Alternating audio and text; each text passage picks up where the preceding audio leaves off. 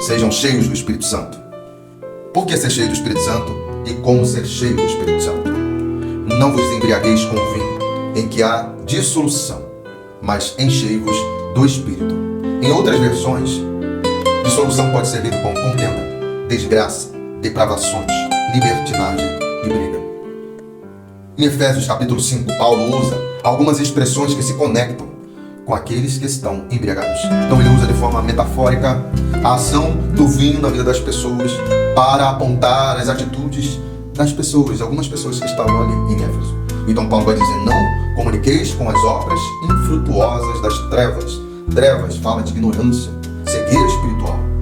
E quando ele vai falar das obras, vale que também você passar em Gálatas 5, versículos 19 ao 21, onde Paulo ele traz uma lista extensa de obras da carne, obras infrutuosas. Ele vai dizer: não somente não comuniqueis com essas obras, mas também condenai, reprovai. No versículo 12, Paulo vai dizer: porque o que eles fazem oculto, aqueles que estão agindo como se tivessem embriagados, até dizê-lo é tolo, é vergonhoso. Versículo 14: desperta do que dormes, levanta-te dentre os mortos, e Cristo te esclarecerá. Acorda, desperta, porque você está como quem está embriagado, não tendo consciência do que é certo e do que é errado. Está ali entre os mortos, e que Cristo irá te esclarecer. Portanto, vede prudentemente como andais. Não ande como um tolo, como um nécio, como ignorante, que não reflete, que não pondera, que não analisa, mas ande como um sábio. E o temor do Senhor, disse Salomão, é o princípio da sabedoria. Por isso não sejais insensato, mas entendei qual seja a vontade do Senhor. Então Paulo vai dizer: não vos embriagueis com o vinho, em que há dissolução, mas enchei-vos do Espírito Santo. Ele está comparando a ação do vinho com a ação do Espírito na vida da pessoa. Ambos vão exercer influência. Um trará ações danosas, consequências ruins, mas o outro trará virtude, trará somente aquilo que é bom, completude e plenitude na vida do ser humano. Quando o homem está sob efeito do álcool, então ele tem ali a dificuldade de raciocínio, resolução de problemas e planejamento. Alteração no senso de perigo no comportamento. Então ele se torna uma pessoa que ele passa a agir de forma louca, insensata, insana. Ele não mede as consequências. Lentidão do raciocínio e atraso dos reflexos, que vai interferir no equilíbrio e na coordenação motora. Memória recente, capacidade de julgamento reduzidos, dificuldade de regular as emoções. Pessoas que são pacatas, tranquilas, inibidas, quando elas estão sob efeito de álcool ou drogas, elas se tornam desinibidas, violentas, expansivas. Parece que elas têm uma outra personalidade, uma outra pessoa passa a tomar conta daquele ser. Então o Espírito Santo, ele enche o homem e exerce influência positiva. O fruto do Espírito, ou a virtude do Espírito, o amor, por exemplo, não esse amor que é cantado, que é tão propagado nas produções cinematográficas e literárias, mas é o amor ágape, o amor de 1 Coríntios 13, incondicional, alegria, que não depende de coisas, mas ela é sustentada em Deus, na justiça, na verdade, a paz que excede todo entendimento, paciência, benignidade, bondade, fidelidade, mansidão e domínio próprio, que é impossível àqueles que estão controlados pelo álcool. Olha o que diz a ação benéfica do Espírito na vida do ser humano. Êxodo 35, 31. E o Espírito de Deus o encheu de sabedoria, entendimento e ciência em todo o artifício. É uma referência a Bezalel, que foi cheio do Espírito Santo de Deus. Ele deu grande sabedoria e habilidade e perícia para trabalhos artísticos. Então, para construir, para edificar. Enquanto que aqueles que estão sob efeito do álcool, eles destrói sua vida, sua casa, sua família e tudo que está à sua volta. Miqueias 3, versículo 8 diz: mas de certo, eu sou cheio da força do Espírito do Senhor,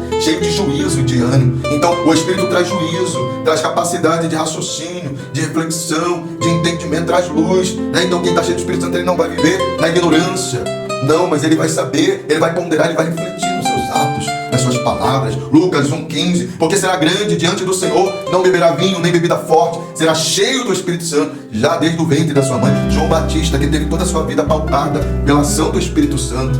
Atos 11:24, porque era homem de bem, cheio do Espírito Santo e de fé. Muita gente se uniu ao Senhor. Então, como ser cheio do Espírito Santo? É criar um ambiente, não um ambiente artificial, com fumaça, né? Criando ali um ambiente escuro. Não é sobre isso. Mas olha o que Efésios 5, versículos 19 ao 21 vai dizer: falando entre vós em salmos e hinos, cânticos espirituais, cantando e salmodiando ao Senhor no vosso coração, dando sempre graças por tudo a nosso Deus e Pai, em nome do nosso Senhor Jesus Cristo, sujeitando-vos uns aos outros, aquele sentimento de humildade que Paulo vai descrever em Filipenses 2, que haja em vós o mesmo sentimento que houve em Cristo.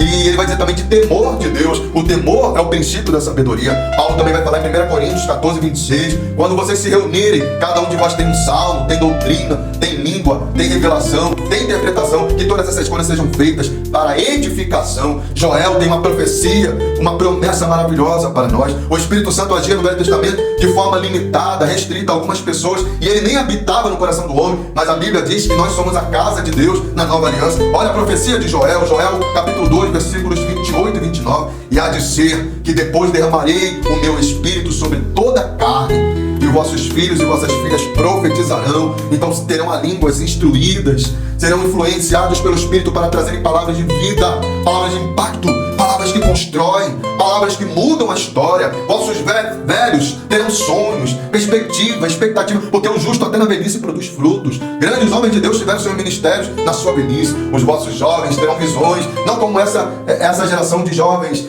que nem estudam, nem trabalham, não tem perspectiva, mas jovens que vivem com propósito, com expectativa, com perspectiva, com princípios e propósitos. Versículo 29, e também sobre vossos servos, sobre as servas, naqueles dias derramarei do meu Espírito. Que o Eterno venha derramar do seu Espírito sobre você, amado. Mas para isso acontecer é preciso arrependimento, é preciso arrumar a casa, limpar a casa, tirar da tua vida pecado, vícios, tudo aquilo que compromete, porque o Espírito Santo não habita em lugar nenhum. Mas se você hoje se arrepender, se você hoje se quebrantar, rasgar teu coração e dizer: Espírito Santo habita em mim, para que Cristo seja o meu Senhor, você será pleno, você terá completude. Ele vai gerar o caráter de Cristo, o sentimento de Cristo, a vida de Cristo dentro de você. Fica com Deus. Eu sou Laerte Santos, servo de Jesus. Meu propósito é levar essa palavra que muda, que transforma a vida das pessoas. Fica com Deus.